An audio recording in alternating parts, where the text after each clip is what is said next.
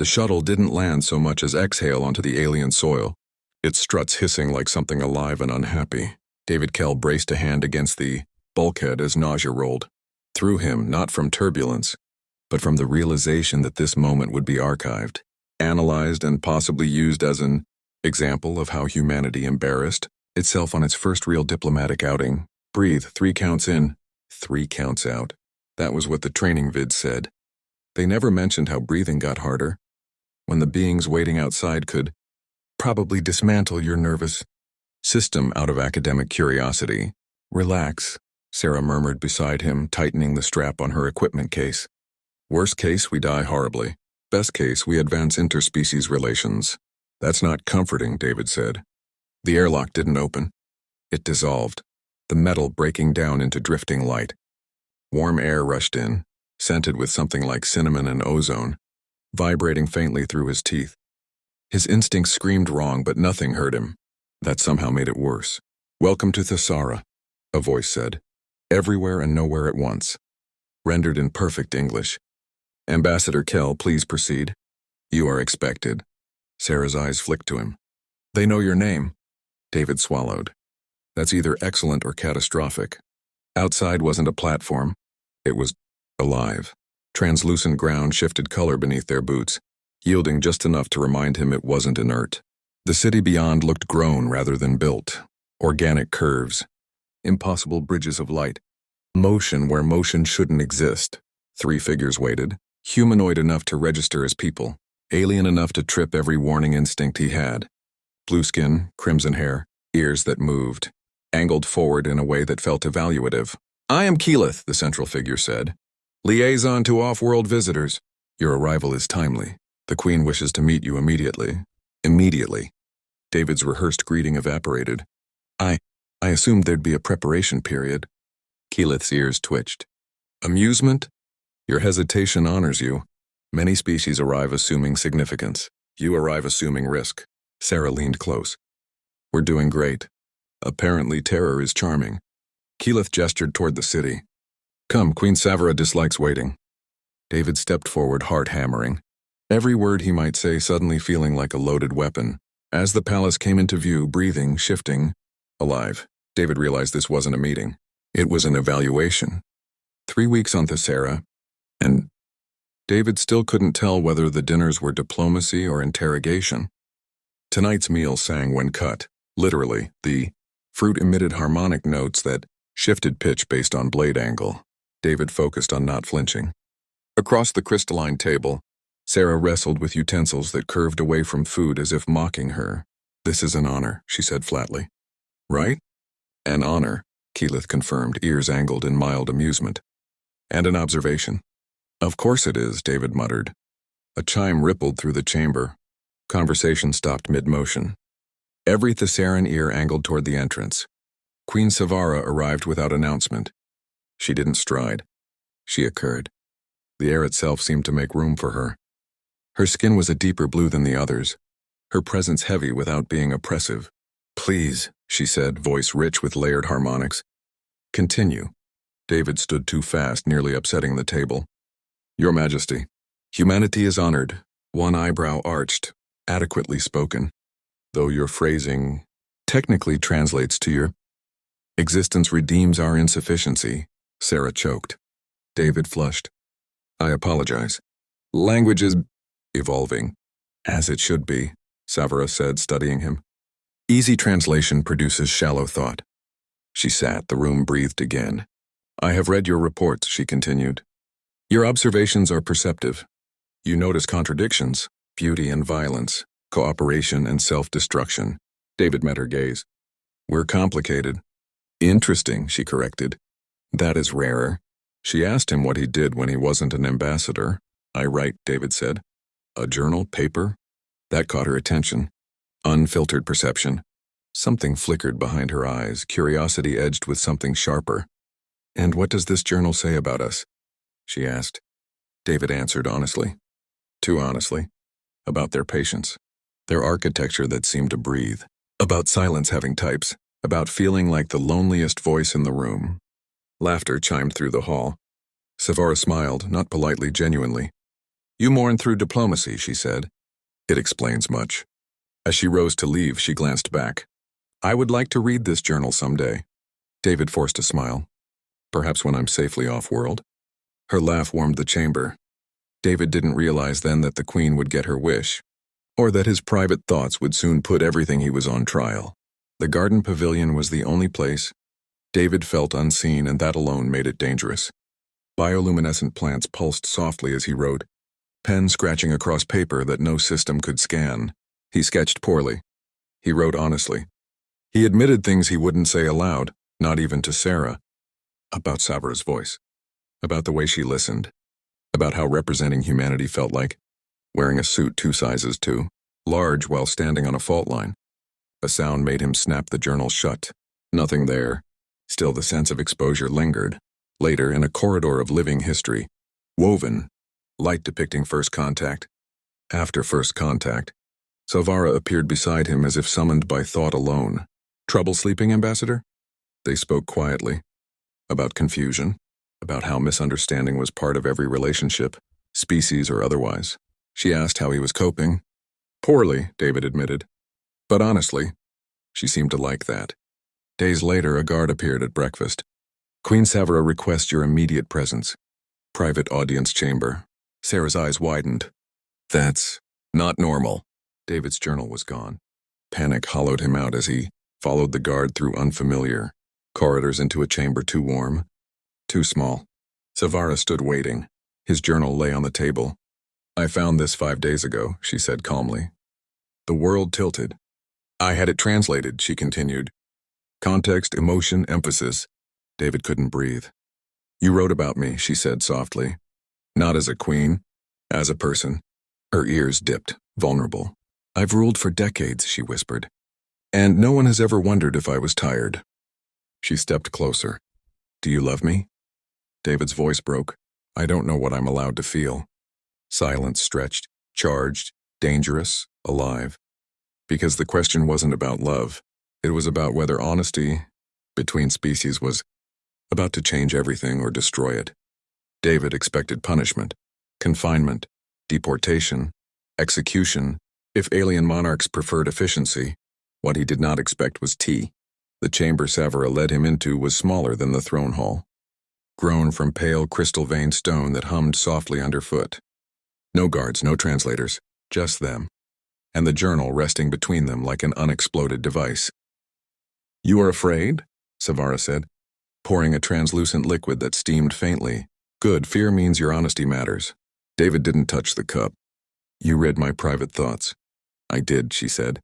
No apology, no justification, because your species hides truth behind performance. I needed to know which version of you was real. His jaw tightened. And I found a man who doubts himself while standing. In rooms full of power, she replied. That is not weakness. That is restraint. She slid the journal back to him, intact, untampered. You could have erased me, David said, or used this against humanity. I could, Thesara agreed. Instead, I am asking something dangerous. She gestured, and the walls shifted, light resolving into moving images. Thesaran females, warriors, scholars, daughters of the Queen. Thesara is stable, Thesara said. But stability breeds stagnation. Our people are strong and afraid of change. David frowned. What does that have to do with me? My daughters, she said quietly. They observe you. Your unpredictability, your refusal to posture. His stomach dropped. They believe humans are catalysts, Thesara continued. Not conquerors. Not saviors, disruptors. That's a hell of a thing to project onto one guy with a notebook. David muttered. Thesara's eyes softened. You underestimate the power of being seen without armor. She leaned closer. They want to meet you. Not as an ambassador. The room seemed to shrink. As what? David asked. Thesara smiled, slow, deliberate. As a human male. David realized this was no longer about diplomacy. It was about biology, expectation, and a line humanity had never crossed. The sisters arrived without ceremony.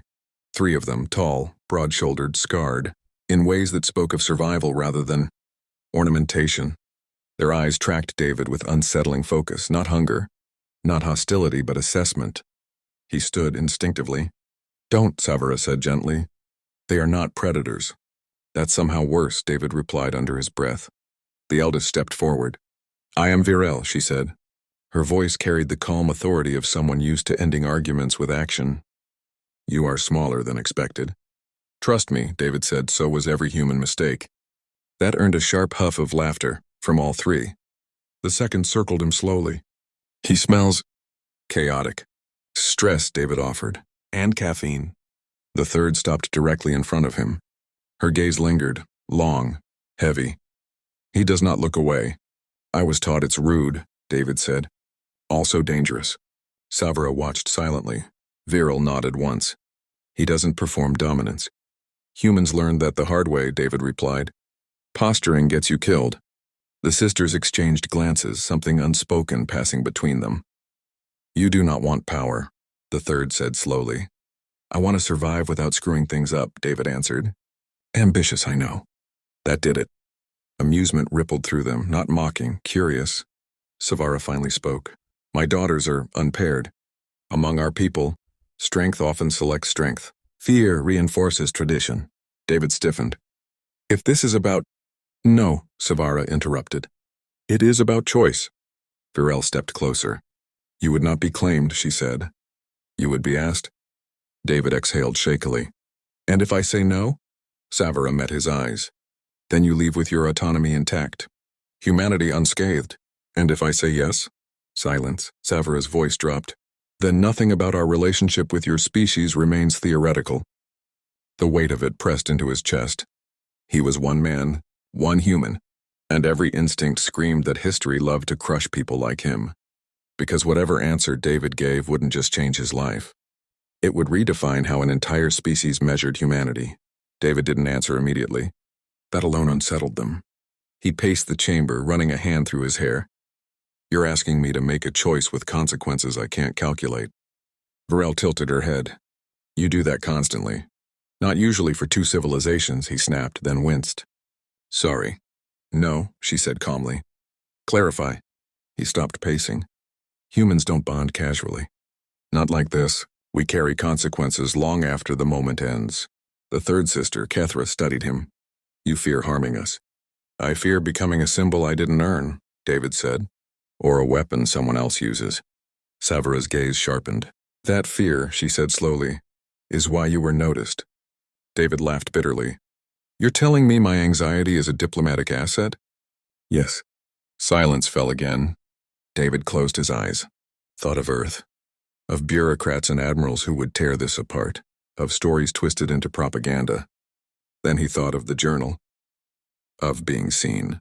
I won't choose today, he said finally. And I won't choose alone. Virel frowned. Explain. I'll stay, David continued. Learn. Let your daughters decide if I'm worth the risk, not the idea of a human me. Thesara searched his face for deception. Found none. That is inconvenient, she said. Humans excel at that, David replied. A slow smile spread across her face. Very well, the Queen said. You will remain. As a guest. As a variable. Thesara stepped closer, her voice barely a whisper. Be careful, human. Variables destabilize systems. David met her gaze. So do secrets. The sisters departed. Thesara lingered. You just refused power, she said quietly. My people will not understand. David swallowed. Neither will mine. She touched his shoulder, a gesture shockingly gentle. Then prepare, she said. Because when misunderstanding reaches critical mass, her eyes glowed faintly. It becomes conflict, and somewhere beyond Thesara's skies, forces were already watching the human who refused to play his assigned role. The first sign something was wrong wasn't hostile ships or alarm sirens. It was silence. David noticed it while standing on the observation terrace, a living arc of stone overlooking Thesara's capital basin. The air usually carried motion, wing beats, distant machinery, low-frequency communication hums that vibrated faintly through bone. Now nothing. Like the city was holding its breath. Thesara joined him without announcement. They've stopped broadcasting, David said. Yes, she replied. My council believes ignorance slows panic. That's bullshit, David muttered. It just concentrates it. Her eyes flicked toward him. You speak like someone who's watched systems collapse. I'm human, David said. We specialize in it. Below them, a Thesaran patrol formation shifted, tightened, defensive, not ceremonial. Savara's jaw tightened. 3 foreign polities have demanded explanation for your presence. David exhaled slowly. Let me guess. They didn't ask nicely. They never do, she said. You represent unpredictability without containment. Funny, David replied. That's how we see most gods. That earned a sharp glance. One faction, Thesara continued, has issued a formal accusation. David turned. Of what? Biological destabilization, she said. They claim humanity spreads chaos through contact alone. David barked a humorless laugh. That's not... Thesara met his eyes. They are not entirely wrong. The city lights dimmed slightly. A signal David didn't recognize pulsed once across the basin. What was that, he asked. A mobilization acknowledgement, Thesara said. My military does not agree with the council's restraint. David felt it then, the shift. The moment where conversation turned into trajectory.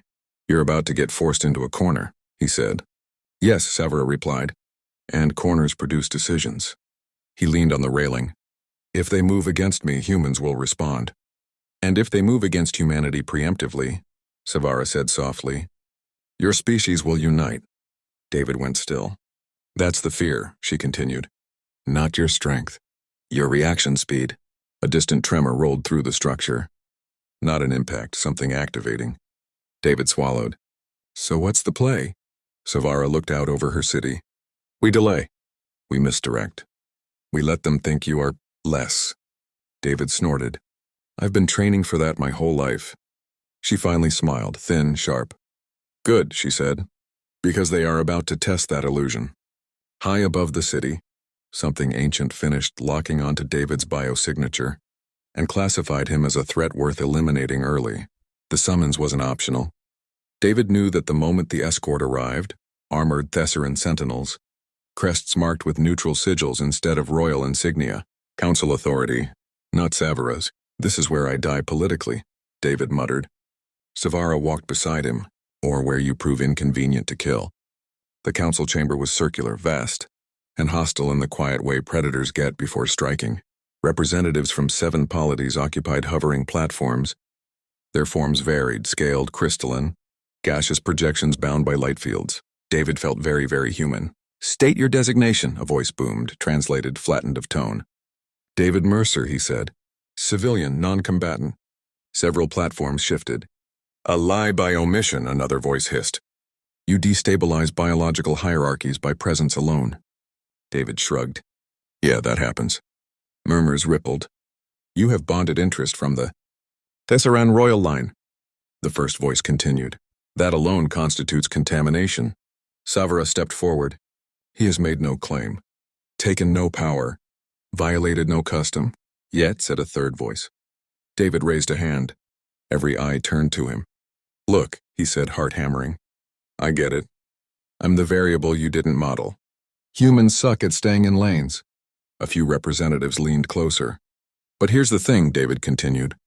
You're afraid of what might happen. Not what has. Silence. You want control, he said. Predictability. Clean equations. He gestured around the chamber. So did every empire we ever outlived.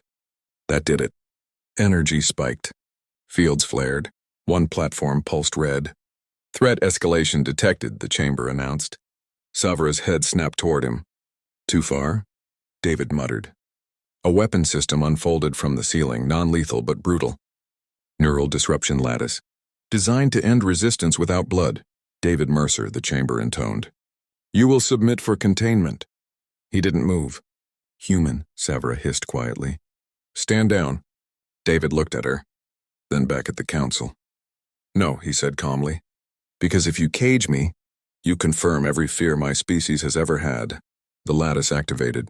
Pain tore through him, white-hot, precise. He screamed, muscles locking, vision fracturing. And then, it stopped. The system flickered, failed. A dozen platforms recoiled. David collapsed to one knee, gasping, and laughed through the pain. Yeah, he rasped. We break systems too. Because somewhere inside David, something from the cave pool stirred. And it had just decided restraint was optional. The chamber was chaos, Alarms shrieked in frequencies that made David's teeth vibrate. The containment lattice hung inert, its control nodes dark, burned out from the inside. Thesara stared at him. Not with fear, with calculation. "You didn't do that," she said. David wiped blood from his nose, shaking. "I swear to you, I didn't mean to do anything." A crystalline representative pulsed violently. "The human has breached internal systems biologically." "That's impossible," another snapped. "No organism interfaces with energy matrices without augmentation." David laughed weakly. "Tell that to the cave." The words slipped out. Silence fell. Thesara's eyes widened a fraction. "What cave?" Too late. The chamber locked down. Hard. Shield layers slammed into place, isolating the council from the rest of the city. "Source identified," the chamber announced. "Anomalous energy signature confirmed. Pre-Thesaran origin." Murmurs turned into something sharper. Fear. "You drank from it," Thesara said softly. "Not accusation, realization." "I was dying," David shot back. "I didn't know it would." "You bonded with a relic," a voice whispered. "An unclaimed one." That word mattered. Thesara stepped between David and the council without hesitation. "He is under my protection." "This exceeds your authority," multiple voices replied in unison. David pushed himself upright, pain screaming through his nerves. "Then here's the truth you're all dancing around," he said. "Whatever's inside me, it didn't make me strong." Energy crackled faintly along his skin, uncontrolled. "It made me incompatible." Systems flickered as he spoke. "Not from intent, from proximity." "You want to contain me?" David continued. "You can't. You want to kill me?" He met Thesara's eyes, apologetic. "You'll have to try really hard." The council fell silent, not because of threat, because their instruments were screaming. Thesara's voice dropped. "David, external fleets just altered course." "How many?" he asked. "All of them," she said. "Toward us. Human, non-human, neutral. Every power that had been watching." David exhaled slowly. "Guess the galaxy just noticed the variable." Thesara nodded once. "Yes." Her eyes hardened. "And now," she said, "they will decide whether humanity is an infection or the cure." As fleets converged on Thesara, David realized the next mistake wouldn't be diplomatic. It would be catastrophic. No one spoke. Not because they didn't want to, but because the palace itself seemed to be listening. The ancient archive sphere pulsed in Lionel's hands, its inner light reacting to Arya's presence like a heart recognizing its own blood. "This can't be right," Lord Arcturus whispered. "It is," Lionel replied calmly. "The founders didn't create purity. They created survival." Holograms erupted across the chamber, two ancient species intertwining their DNA, fusing strengths, erasing weaknesses. Etherans were never pure. They were engineered hybrids. Thesara stepped forward, her voice low and lethal. "You built an empire on a lie, and called it tradition." Arcturus staggered back as if struck. "If this becomes public—" "It will," Thesara said. "Immediately. Because secrets didn't protect empires. Truth did." And standing at the center of that truth was a 4-year-old who could hear gravity breathe. Arya tilted her head. "So I'm not wrong?" Thesara knelt. "No, little star. You're exactly right." But the Empire wasn't the only one listening. Something far beyond Luminara Prime had just noticed Arya too. 3 star systems away. A dormant relay station activated for the first time in 6,000 years. No one ordered it. No one even knew it existed. The signal wasn't loud. It was precise. A harmonic match. Hybrid genetics. Quantum resonance. A child who shouldn't be possible. Back in the palace, alarms screamed. Vex's ears flattened. "Your radiance. This isn't internal." A red glyph burned across the central display. "External observer detected." David frowned. "That's not one of yours, is it?"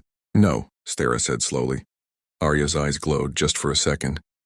"They're curious," she said, "and a little scared." Every military officer stiffened. "Of her?" Vex asked. Arya shrugged. "They broke themselves trying to stay pure." Silence. Then Thesara straightened, Queen, once more. "Seal the system." "Full blackout." "It won't matter," Arya said gently. "They already know where we are." The Empire had just survived a coup. Now it faced something far worse. Because the universe doesn't fear weapons, it fears exceptions. The crown hadn't been worn in centuries. Not truly. It floated above its pedestal, alive with ancient safeguards. Blood, resonance, intent. Thesara hesitated. Arya reached up. "May I?" Gasps echoed. "That crown answers only to the ruler," Arcturus muttered. The crown descended. It stopped. Then it moved. Lower, settling gently onto Arya's head. The palace sang. Gravity stabilized. Crystals harmonized. The Empire recognized its future. Thesara exhaled a breath she'd been holding for 5 years. "Looks like it made its choice," David said quietly. Arya smiled. "It's heavy." Thesara laughed, soft, relieved, fierce. "So is responsibility." She turned to the stars. To Earth, to the observers. To anyone listening. "We are Etherin. We are hybrid. And we are not afraid."